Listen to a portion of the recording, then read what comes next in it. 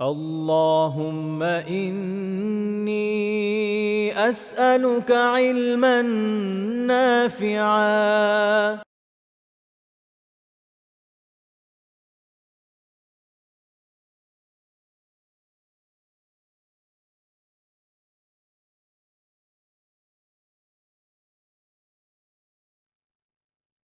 السلام عليكم ورحمة الله تعالى وبركاته.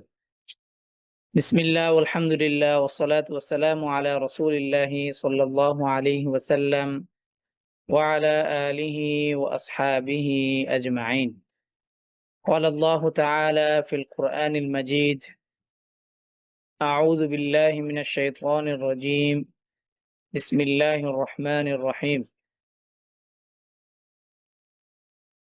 ذلك الكتاب لا ريب فيه هدى للمتقين. صدق الله العظيم.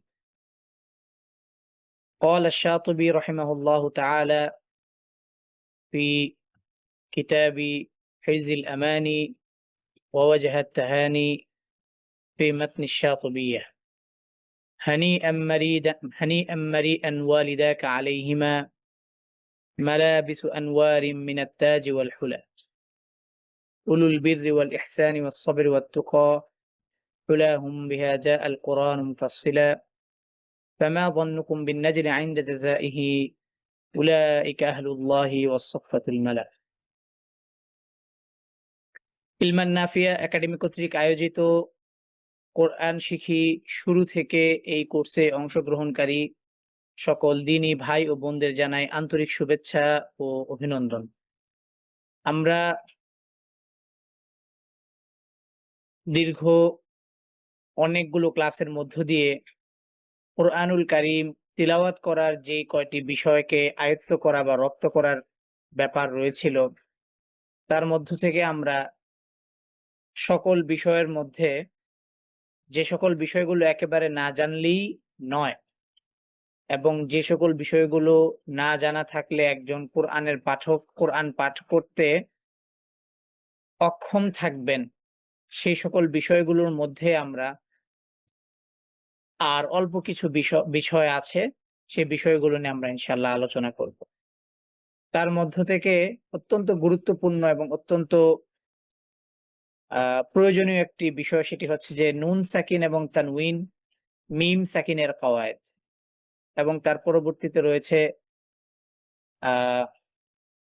লাম সুকুনের কওয়ায়েদ রয়েছে। এবং এই কওয়ায়েদগুলোর মধ্য দিয়ে কোরআন তেলাওয়াত করার জন্য যে কয়টি বিষয় জানা খুবই দরকার বা খুবই প্রয়োজন, সেই কয়টি বিষয় আমরা আলোচনা করা শেষ হবে ইনশাআল্লাহ। আজকে আমরা আলোচনা করব নুন সাকিন এবং মিম সাকিনের অধ্যায় নিয়ে ইনশাআল্লাহ। নুন সাকিন এবং মিম সাকিনের অধ্যায়টা অত্যন্ত গুরুত্বপূর্ণ।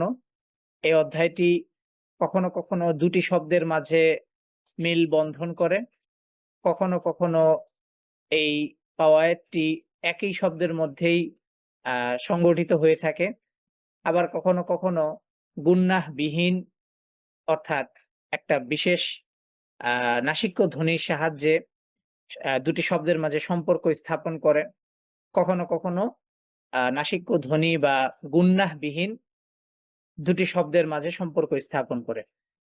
আমরা এই বিষয়গুলো জানবো। তার পাশাপাশি আমরা পবিত্র কোরআনুল কারীমে এই তাজউইদের যেই নিয়ম পদ্ধতিগুলো রয়েছে, সেই নিয়ম পদ্ধতিগুলো কোরআনে আমরা কিভাবে পাবো এবং কোরআনুল কারীমে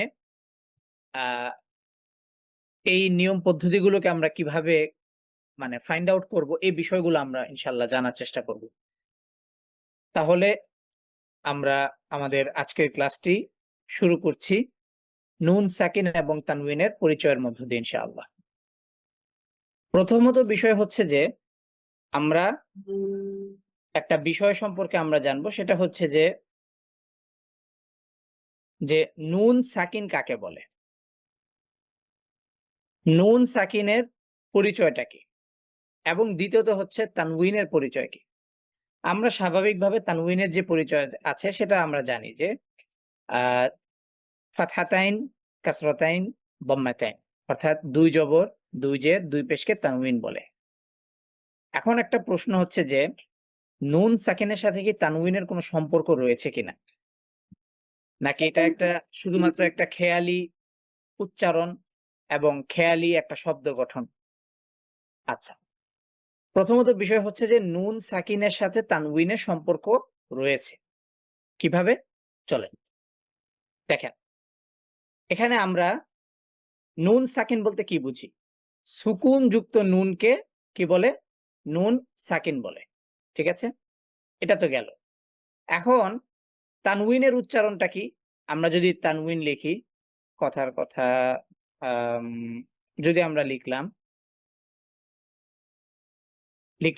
আম যেমন লিখলাম হচ্ছে বা ফাতহাতাইন, ঠিক আছে? বা ফাতহাতাইন। তো বা ফাতহাতাইনকে আমরা কি পড়ছি? বান, তাই না? তো এই যে লেখায় হচ্ছে এরকম তানউইনটা, আর তানউইনের উচ্চারণটাতে আমরা পাচ্ছি হচ্ছে এরকম। বা ফাতহা নুন সুকুন, বান। ঠিক আছে? এখন কথা হচ্ছে যে এই যে নুন সাকিনের যে উচ্চারণটা, এইটার তানউইনের তানউইনের যে উচ্চারণটা, এটা ঠিক নুন সাকিনের উচ্চারণ যেটা সেটাই। অর্থাৎ নুন সাকিন একটা হচ্ছে ভিজিবল, দেখা যাচ্ছে যে নুনের উপর সুকুন, আর তানউইনের উচ্চারণটা হচ্ছে এরকম, এই যে ভিতরে। মানে আমরা তানউইনকে উচ্চারণ করছি বান, বিন, বুন। যদি আমরা এই উচ্চারণটাকে এবার লিখি, তাহলে আমাদেরকে কিভাবে লিখতে হবে? এভাবে লিখতে হবে, এই যে যদি আমরা তানউইনকে লিখি তাহলে হচ্ছে এভাবে লিখলাম, বা ফাতহাতাইন বান। এবার যখন আমরা একে উচ্চারণ করছি তখন উচ্চারণ করছি কিন্তু এভাবে, বা ফাতহা নুন সুকুন, বান। আবার বা কাসরাতাইন কি পড়ছি আমরা? বিন। তাহলে এখানে বা কাসরা নুন সুকুন, বিন। বা দম্মাতাইন, তাহলে আমরা কি পড়ছি? বুন। তার মানে বা দম্মা নুন সুকুন, বুন। অতএব তানউইনের উচ্চারণটার অন্তরায় বা ভিতরে রয়েছে কি? নুন সুকুন, অর্থাৎ আপনার ভিতরে রয়েছে আপনার এটার কি বলে শব্দ গঠনটা।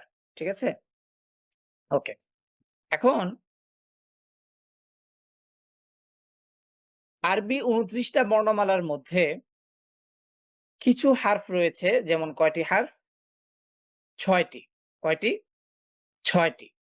৬ টি হারফ রয়েছে, তারা নুন সাকিন এবং তানউইনের পর যখন আসবে তখন তখন নুন সাকিনটি উচ্চারিত হবে। অর্থাৎ আর তানউইনটাও উচ্চারিত হবে। আবার কিছু হারফ রয়েছে, এই ৬ টা হারফ বাদে বাকি যে হারফ আছে ৬ আর একটা আর ২ টা, কটা? ৮ টা হারফ। ৮ টা হারফ বাদে বাকি যত হারফ রয়েছে সকল হারফের নুন সাকিন এবং তানউইনের পর যদি সেই সকল হারফগুলো আসে, তাহলে কি হবে না? আপনার হচ্ছে যে তানউইনটি এবং সুকুনটি নুন সাকিন এবং তানউইনটি উচ্চারিত হবে না। আচ্ছা, এটাকে আমরা আরেকটু সহজভাবে সুন্দরভাবে দেখি। ওকে। নুন সাকিন এবং তানউইনের আহকাম বা হুকুম বা নিয়ম, ঠিক আছে? আরবি ২৯ বর্ণমালার মধ্যে আলিফ ব্যতীত বাকি ২৮ হারফ যদি নুন সাকিন ও তানউইনের পর আসে, তাহলে ৪ টি অবস্থার সৃষ্টি হবে। ১ ইজহার, ২ ইদগম, ৩ ইকলাব, ৪ ইখফা। আচ্ছা, এখন আমরা একটা বিষয় শিখব, সেটা কারণ আমরা যদি প্রত্যেকটা বিষয়কে মানে অনেক বেশি মানে প্রত্যেকটা বিষয়কে আলাদা, আলাদা করে যদি আলোচনা করতে যাই, এই আলোচনাটা অনেক লম্বা হবে। পাশাপাশি যারা একেবারে নতুন এই কোরআন শিক্ষার এই ক্লাসে বসেছি, তাদের জন্য আমরা কিভাবে এটাকে আরো সহজে এবং আরো শর্ট কিভাবে করা যায়, আমরা সেটার দিকে আ আ সেভাবে এটাকে আলোচনা করার চেষ্টা করব ইনশাআল্লাহ। ওকে। তো ১ নাম্বার বিষয় হচ্ছে যে আলিফের সাথে কি নেই? নুন সাকিনের কোনো সম্পর্ক নেই। মানে আলিফের সাথে নুন সাকিন এবং তানউইনের কোনো কি নেই? সম্পর্ক নেই। এছাড়া বাকি সবার সাথেই নুন সাকিন এবং তানউইনের একটা একেকজনের সাথে একেক ধরনের সম্পর্ক রয়েছে। চলেন। আচ্ছা।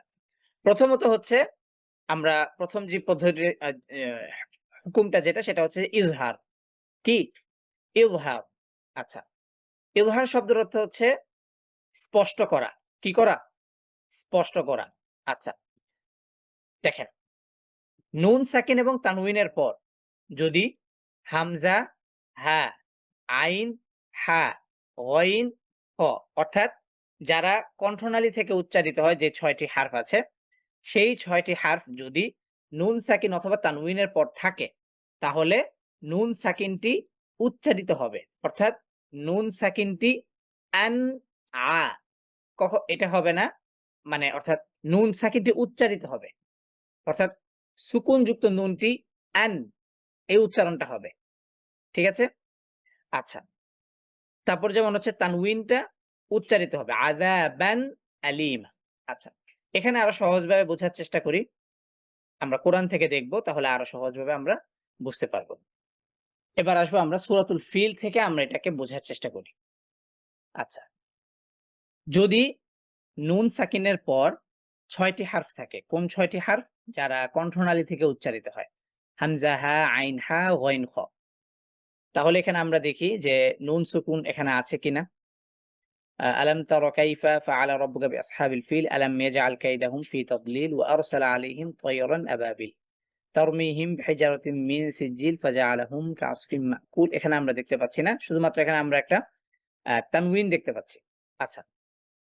হুম, এখানে এখানে আছে। সূরাতুল কুরাইশের মধ্যে দেখি আমরা। সূরাতুল কুরাইশের মধ্যে কুরাইশের মধ্যে এখানে আমরা হচ্ছে লাস্টের আয়াতে আল্লাযী আত'আমাহুম মিন জু'ইন ওয়া আমানাহুম। আচ্ছা, এই যে মিন খাউফ, নুন সাকিনের পর হচ্ছে এই যে খ। তার মানে নুন সাকিনের পর যে ৬ টা হারফ আছে, সেই ৬ টা হারফ যখন থাকবে তখন নুন সুকুনটি উচ্চারিত হবে মিন খাউফিন। ঠিক আছে? তো এই ক্ষেত্রে আমরা কিভাবে বুঝবো? এটা একটা সহজ উপায়। সেটা হচ্ছে যে নুন সাকিনের পর যদি ইজহারের হারফ থাকে, ইজহার হারফ কয়টা? ৬ টা। হামজা, হা, আইন, হা, গইন, হ। টোটাল ৬ টা হারফ। এরা যখন নুন সাকিনের পর থাকবে, তখন নুনের উপরে সুকুন চিহ্ন থাকবে। নুনের উপরে কি থাকবে? সুকুন চিহ্ন থাকবে। অর্থাৎ নুন সুকুনটা উচ্চারিত হচ্ছে মিন খউ। ঠিক আছে? ওকে। এটা হচ্ছে পৃথক শব্দ আমরা দেখলাম। মিন একটা শব্দ, খউফ আরেকটা শব্দ। তার পরবর্তীতে আমরা আরেকটা দেখব, সেটা হচ্ছে যে একই শব্দে আছে কিনা। যে নুন সাকিনের পর ইজহারের হারফ কিন্তু সেটা একই শব্দে। দেখি এখানে আমরা খুঁজে পাই কিনা।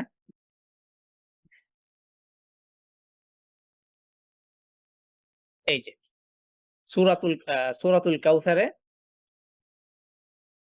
ফাসাল্লি লিরাব্বিকা ওয়ানহার, এই যে নুন সুকুন তারপর কি? হা। তার মানে নুনের উপর আমরা এখানে কি পাচ্ছি? সুকুন চিহ্ন পাচ্ছি এবং সেটা একই শব্দে। অতএব নুন সাকিনের পর ৬ টি হারফের যেকোনো একটা হারফ যদি থাকে, তাহলে আমরা কোরআনে কিভাবে চিনব? নুনের উপর কি থাকবে? সুকুন চিহ্ন থাকবে। তার মানে এখানে আ আ অন্য কোনো সম্পর্ক নেই। বরং সুকুন যুক্ত নুনকে উচ্চারিত করে বা উচ্চারণ করে হায়ের দিকে যেতে হবে, অথবা সেই ৬ টা হারফের যেকোনো একটা হারফের দিকে যেতে হবে। অর্থাৎ ওয়ান হার, এখানে হা কে আপনি কোনোভাবে স্কিপ করতে পারবেন না। হুম? নুন সুকুন সরি নুন সুকুনকে কোনোভাবে আপনি কি করতে পারবেন না? স্কিপ করে হায়ের কাছে যেতে পারবেন না। অতএব এখানে নুনের উপরে সুকুন চিহ্ন থাকবে। আচ্ছা, এটা গেল একটা। এবার আমরা দেখব যে তানউইনের চিহ্নটা কিভাবে থাকবে এবং তানউইনের চিহ্নটা দেখার মধ্য দিয়ে আমরা এই পুরো কাওয়ায়দটাকে আরো সহজে এটাকে মানে আ আ পুরো কাওয়ায়দটা আমরা সহজে এখান থেকে খুঁজে বের করতে পারব। আচ্ছা, যেমন এখানে তানউইন, তানউইনের ক্ষেত্রে ফাতহাতাইন আগে আসে। ঠিক আছে? তারপরে কাসরাতাইন, তারপরে দম্মাতাইন। আচ্ছা। যদি তানউইনের পর আ ইজহারের কোনো হারফ থাকে, আচ্ছা এখানে আরেকটা বিষয় বলে রাখি। তানউইন সবসময় শব্দের শেষে থাকবে। তানউইন দিয়ে কোনো শব্দ শুরু হবে না। ঠিক আছে? তানউইন সবসময় কি থাকবে? শব্দের শেষে থাকবে। আচ্ছা। এখানে আমরা দেখি এই যে তানউইন আমরা পেলাম। ২ জবর আছে এখানে, তাই না? ফাতহাতাইন। এবার ফাতহাতাইনের পর আমরা কি দেখতে পাচ্ছি? হা দেখতে পাচ্ছি। অতএব ফাতহাতাইনটা কিভাবে থাকবে? একটার নিচে একটা থাকবে। সোজা বরাবর। ঠিক আছে? হ্যাঁ? তাহলে কি হবে? মাফাজান হাদাইক। অর্থাৎ তানউইনটা কি হচ্ছে? উচ্চারিত হচ্ছে। মাফাজান হাদাইক যদি আমরা এখানে মিলিয়ে পড়ি। আচ্ছা। দ্বিতীয়ত হচ্ছে তানউইনের পর অর্থাৎ কাসরাতাইনের পর যদি কি আসে? হুরুফে হালকি আসে অর্থাৎ কণ্ঠনালী থেকে উচ্চারিত হয় যে ৬ টি হারফ বা ইজহারে যে ৬ টি হারফ আছে তারা যদি আসে তাহলে তানউইনের অবস্থাটা কেমন থাকবে? এখানে ওজুহুন ইয়াউমাইযিন আলাইহা। ইয়াউমাইযিন এই যে কাসরাতাইনকে আমরা দেখতে পাচ্ছি একটার নিচে একটা। কাসরাতাইনকে আমরা দেখতে পাচ্ছি কি একটার নিচে একটা মানে অর্থাৎ সোজাসুজি। অতএব ফাতহাতাইন এবং কাসরাতাইন ২ জবর এবং ২ জের এটা একেবারে একটার নিচে একটা থাকবে, সোজাসুজি থাকবে। তো এইভাবে যখন আমরা দেখব এই চিহ্নটাকে তখন আমরা ধরে নিব যে তার পরবর্তী হারফটি হচ্ছে ইজহারের হারফ। যিন অর্থাৎ তখন তানউইনটা উচ্চারিত হবে। উজুহুন ইয়াউমাইযিন। ঠিক আছে? গেল। এবার হচ্ছে দম্মাতাইন। এটা কিভাবে থাকবে? আচ্ছা। এই যে এখানে আমরা দেখতে পাচ্ছি সূরাতুন নাজিআতে। কুলুবুন ইয়াউমাইযিন ওয়াজিফাতুন আবসারুহা। এবার আমরা দেখি যদি তানউইনের পর ২ পেশ যেটা বা দম্মাতাইন এরপর যদি আমরা ইজহারের হারফ পাই তাহলে আমরা এখানে দম্মাতাইনকে কিভাবে পাবো? দম্মাতাইনকে আমরা একটা দম্মাকে এভাবে পাবো আরেকটা হচ্ছে তার উপরে থাকবে এইভাবে। ঠিক আছে? এখানে আমরা যেভাবে দেখতে পাচ্ছি হুবহু ঠিক এভাবেই থাকবে। তার মানে এই চিহ্নটা বা এইখানে যেভাবে দম্মাতাইনটা আছে এই এটা এটা দেখা মাত্র আমরা বুঝবো যে এটার পরবর্তীতে যে হারফটি আছে সেটা হচ্ছে কি ইজহারের হারফ। এখানে তানউইনটা উচ্চারিত হবে। তানউইনটা মানে অন্য কোনো সাউন্ডের মাধ্যমে এটা কি হবে না? মিক্সড হবে না। গুন্নার মাধ্যমে এটা উচ্চারিত হবে না। তার মানে এই বিষয়টাকে আমরা যদি এবার এট এ গ্লান্স করি বা একেবারে পরিপূর্ণ ইয়াতে নিয়ে আসি, তাহলে আমরা ১ম এ যাব হচ্ছে তানউইনটা। তানউইনের মধ্যে ১ম এ কি দেখব? যে তানউইনটা কি আ আগ-পিচ করা কিনা? নাকি সোজাসুজি একটার নিচে একটা? তো যদি আমরা দেখি যে তানউইনটা সোজাসুজি একটার নিচে একটা, তার মানে এখানে আমরা ধরে নিব যে তানউইনটি উচ্চারিত হবে। কিভাবে? মাফাজান যদি আমি এখানে মিলিয়ে পড়ি তার পরবর্তীতে কি আছে? হাদাইক অর্থাৎ হা হচ্ছে হুরুফে হালকি বা কণ্ঠনালী থেকে যেই উচ্চারিত হয় যে ৬ টি হারফ বা হা হচ্ছে ইজহারেরও হারফ। অতএব তানউইনটা তখন উচ্চারিত হবে। যদি আমি এখানে মিলিয়ে পড়ি। কিভাবে? ইন্নালিল মুত্তাকিনা মাফাজান হাদাইক। যদি আমি এখানে না মিলিয়ে পড়ি তাহলে যদি আমি এই তানউইনের উপরে যদি আমি কি করি? ওয়াকফ করি বা থামি তাহলে কি হচ্ছে? এই জান এটা কি হয়ে যাচ্ছে? জা মাফাজা এটা আমরা এর আগের আলোচনায় করেছিলাম মাদের আলোচনায়। আর যদি আমি মিলিয়ে পড়ি তখন আমাকে কি করতে হবে? এই তানউইনটাকে উচ্চারণ করতে হবে। তার পরবর্তীতে কি আছে? হা আছে। এখন আমি এটা কিভাবে বুঝবো যে হা বা তানউইনটা একদম স্পষ্ট আওয়াজে উচ্চারিত হবে? সেটা হচ্ছে যে তানউইনের পজিশনটা দেখে আমরা এটাকে নির্ণয় করব। যে তানউইনের পজিশন হচ্ছে একটার নিচে একটা। ঠিক আছে? এটা গেল একটা। দ্বিতীয়ত আসি যে তানউইন যদি এভাবে অ্যালাইন থাকে, একটার নিচে একটা না থেকে আমরা যদি দেখি যে একটু আগে পিছে করা, এভাবে যদি থাকে তার মানে সেখানে আমরা ধরে নিব সেখানে গুণনার একটা সম্ভাবনা আছে। আমরা এটা সামনে আলোচনা করব। এবার আসবো কাসরতাইন। কাসরতাইনের ক্ষেত্রে আমরা এর আগে দেখেছিলাম সেটা হচ্ছে যে কাসরতাইনটাও ঠিক সেইম আ দ ফাতহাতাইনের মতোই একটার নিচে একটা থাকবে। যেমন এখানে আমরা দেখতে পাচ্ছি উজুহুন ইয়াউমাইযিন এখানে কাসরতাইন কি একটার নিচে একটা। তার মানে যখন আমরা দেখব যে কাসরতাইনটাও বরাবর একটার নিচে একটা আছে তার মানে তার পরবর্তী হারফটা হচ্ছে ইজহারের হারফ। তার মানে সুকুন সরি তানউইনটি উচ্চারিত হবে ইয়াউমাইযিন আলাইহা। কেমন? আর দম্মাতাইন দম্মাতাইনকে আমরা কিভাবে দেখব? দম্মাতাইনকে আমরা দেখব হচ্ছে একটা দম্মার উপর আরেকটা দম্মা উঠবে, কিন্তু দ্বিতীয় দম্মাটা বোঝা যাবে কম। মানে একটু জাস্ট আমি একটু দেখাই। কোথায় গেল? হ্যাঁ, যেমন হচ্ছে যে কুলুবুন ইয়াউমাইযিন ওয়াজিফাতুন আবসারুহা। তার মানে এখানে গোলতার উপর আমরা দেখতে পাচ্ছি যে দম্মাতাইন, কিন্তু দম্মাতাইনটা কিভাবে আছে?